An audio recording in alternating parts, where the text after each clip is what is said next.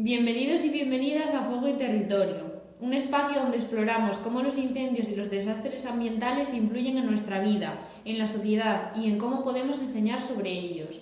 En este episodio abordaremos una realidad dolorosa y compleja, los incendios en Gaza, un territorio marcado por la guerra, los bombardeos y las consecuencias ambientales de los conflictos armados.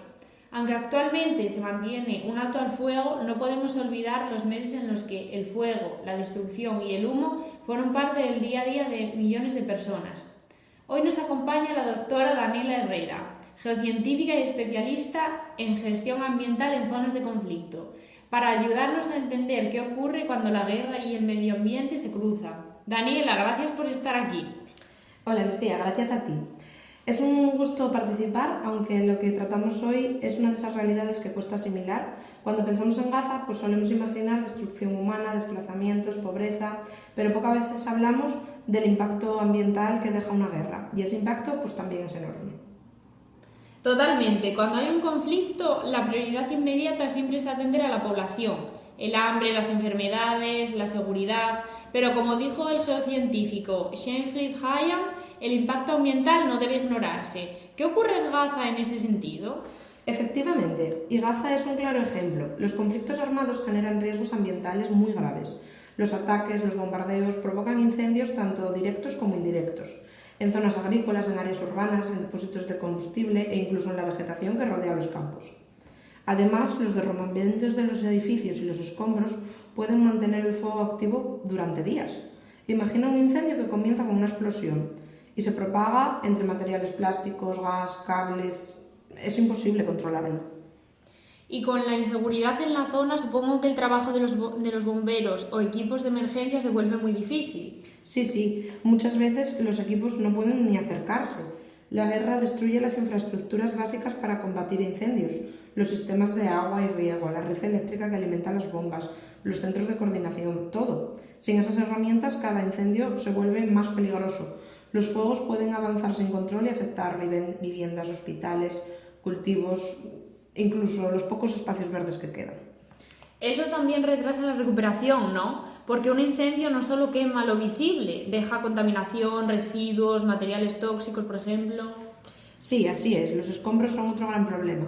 No se trata solo de las ruinas, sino el polvo, los metales pesados, los residuos médicos, los restos de combustible y a veces artefactos sin detonar. Según datos de UNOSAT, se necesitarán más de 22 años para limpiar por completo la zona. Y eso tiene consecuencias inmediatas, claro. El polvo y los contaminantes afectan a la salud respiratoria, contaminan el agua subterránea, ponen en riesgo a la agricultura local.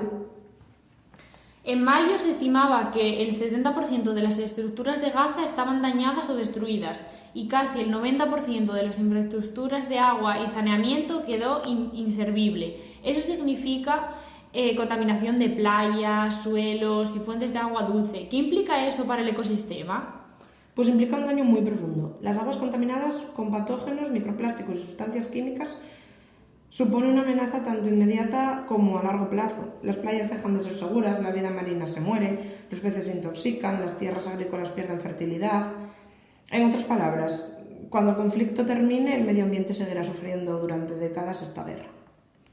Y todo esto ocurre mientras la población intenta sobrevivir al día a día. Familias desplazadas, escuelas destruidas, comunidades viviendo entre ruinas. Es devastador pensar en lo que eso significa para los niños y jóvenes de aquel país. Sí, y ese punto es muy importante. Muchos niños de Gaza hoy no tienen acceso a la educación, sus escuelas están dañadas, destruidas, a veces sirven como refugios temporales. Esto genera una pérdida de aprendizaje enorme, pero también de esperanza. Enseñar en esos contextos es súper difícil, pero también es fundamental. Los docentes son quienes pueden ayudar a las nuevas generaciones a entender realmente lo que está pasando y pensar en el futuro. Me parece muy importante eso. Educar sobre el medio ambiente también es educar sobre la realidad humana, porque los incendios no son solo fenómenos naturales, muchas veces son consecuencias de nuestras decisiones, de conflictos, de desigualdades. Exactamente, Lucía. Cuando enseñamos sobre incendios, pues debemos ir más allá de la prevención forestal. Hay que mostrar cómo los conflictos armados, el cambio climático y las condiciones sociales se entrelazan con el tema de los incendios. Por ejemplo, National Geographic publicó que en los primeros 120 días del conflicto entre Israel y Hamas se emitieron más gases de efecto invernadero que los que produjeron 26 países en un año entero. Esto demuestra que la guerra no solo destruye vidas, también acelera la crisis climática. ¡Qué dato tan fuerte! Y pensar que todo eso ocurre en un territorio tan pequeño, es impresionante cómo un conflicto local puede tener efectos globales. Totalmente. La Tierra es un sistema interconectado. Lo que sucede en Gaza o en cualquier otra zona de conflicto de la que podamos hablar repercute en el clima, en los océanos, en la biodiversidad, incluso en nuestra cadena de consumo y producción, como estábamos hablando de que los mares se contaminan, etc. Por eso, este podcast también busca conectar esos puntos, entender que los incendios, las guerras o los desastres no están aislados, todos forman parte de una misma historia. Así es, por eso es tan importante enseñar sobre resiliencia. Los docentes del futuro deben formar ciudadanos conscientes, capaces de pensar críticamente y actuar de manera responsable ante estos desafíos ambientales y sociales en los que vivimos, que son una realidad. Daniela, muchas gracias por acompañarnos y por ayudarnos a reflexionar sobre un tema tan doloroso, pero necesario. Gracias a ti, Lucía. Ojalá sigamos hablando de esto, no solo para entenderlo, sino para cambiarlo. Ha sido un placer. Y a ustedes, gracias por escucharnos este episodio de Fuego y Territorio. Hoy, al mirar lo que ocurre en Gaza, recordamos que enseñar sobre el medio ambiente también es enseñar sobre humanidad, justicia y esperanza.